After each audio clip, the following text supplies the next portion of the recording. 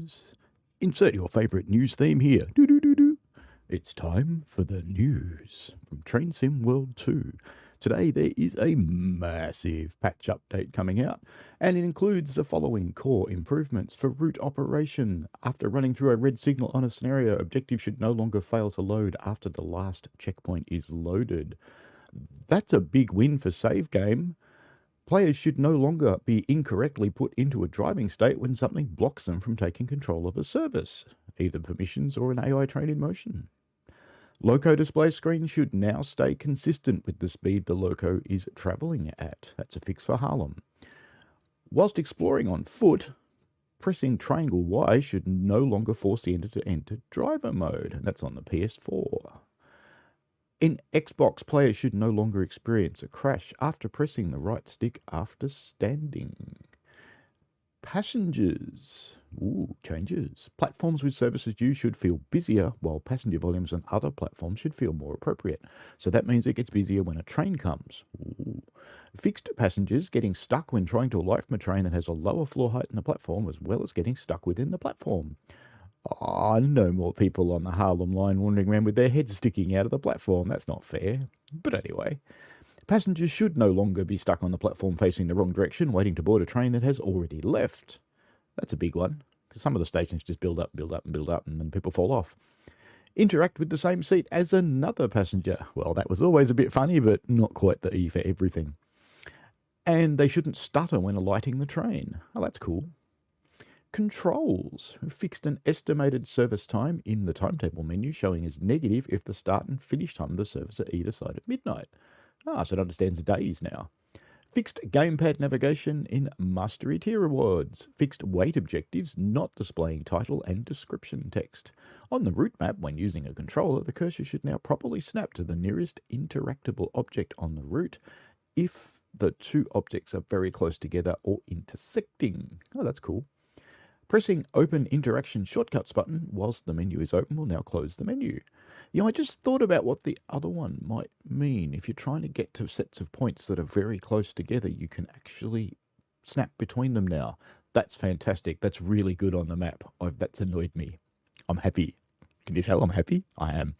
Anyway, Livery Designer and Creators Club have added the ability to re-download uploaded content and resave it as local and editable. That's really cool. So if your machine blows up or you lose your content for some reason, you can get it back from the version you've got in Creators Club. That's great. Added decals for the Queen's Jubilee for Livery Designer as part of the logo section. How strong is Queen Elizabeth? I don't care whether you feel like you need a monarch or not. I know Australians, we have one. It's kind of her, but I don't really care whether you like her or not. Doesn't matter. But she's been around for a long bloody time. Platinum Jubilee, can you believe it? Anyway, now we've got to have a look at some routes. We're not going into them, but we have... where are they? Do you know I didn't load this one? Oh. Okay, for Hopstreck Rhine Ruhr, we've added contact signal functionality to trackside telephones, changed light rain to fully raining on destination Duisburg and route introduction scenarios, added functional level crossings to the route, that's a big one, removed any references to in route introduction to engage with controls players cannot access. Art added new skies to the route, so it's got the new skybox, improved the track rendering distance, less poppy, very good. Locomotives and rolling stock on this route, the DBR BR422 added specific train formations in Scenario Planner, 425 reduced intensity of interior lighting, 101 AI trains were not running with passenger lights on, they now are. Updated name to improve experience in Livery Designer, so you can actually find the 101 now. 101 added missing Chinese translations. It's good if you're Chinese.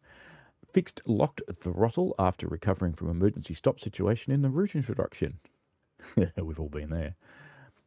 DBR 422 and 425 added rail driver compatibility. Yay, I better update my sheet. Improved passenger lighting and resolved reflection of said lighting in the windows. Updated rail driver button matting in line with convention on the 101. I've already put that update in. Added the contact signaler and simple radio functionality. And they've added PIS to the route. That's passenger information systems, not PIS. Preservation Crew, Ruhr, Sig, Nord. Where's that one? Did I load that one? I did.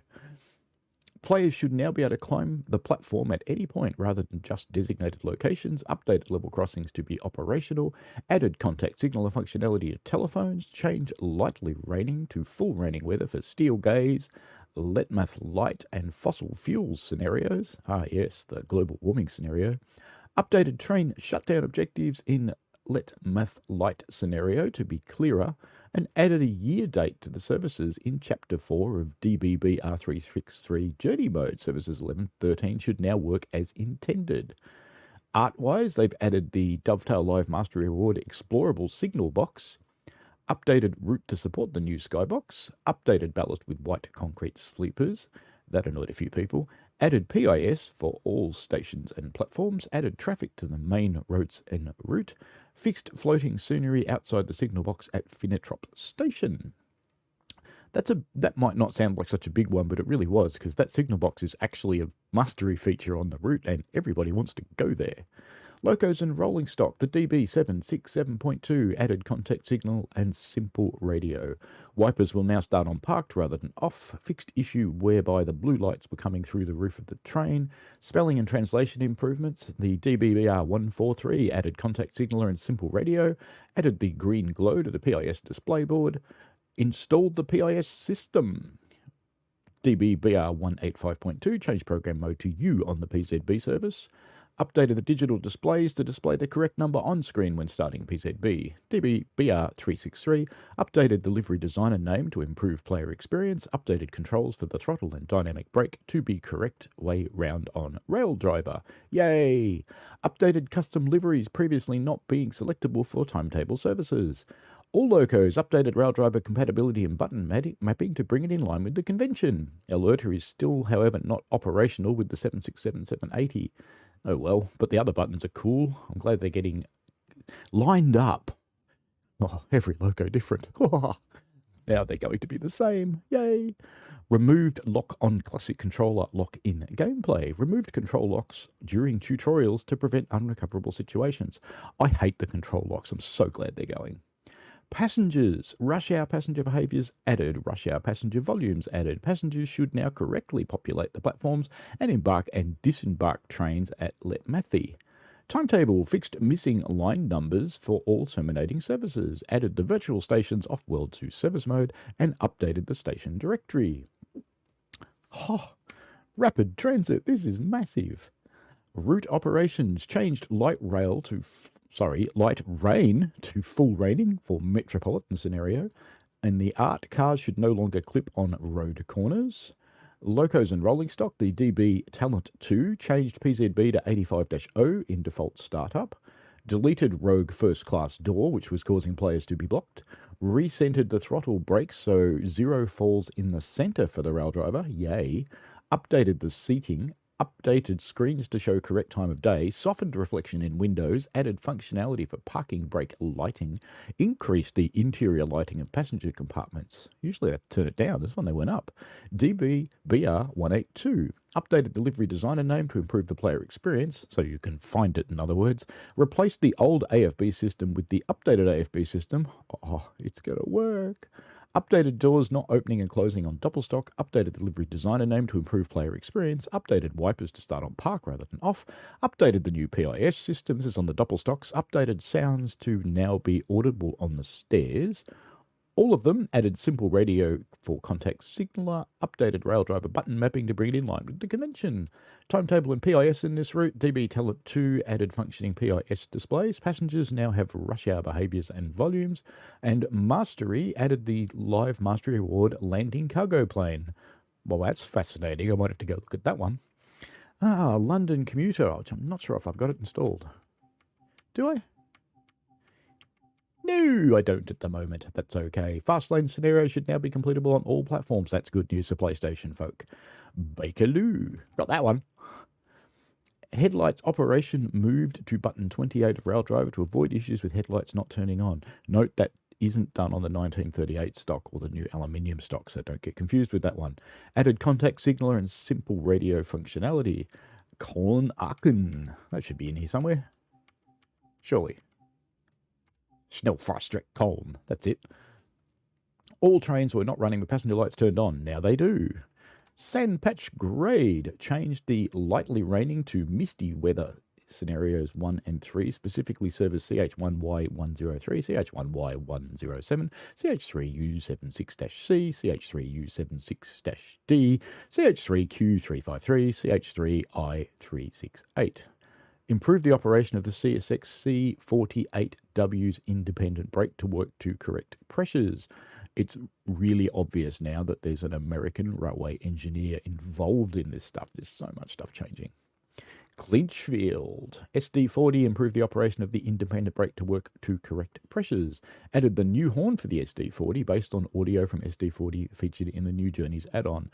It's loud and it's a blast. You're going to love it.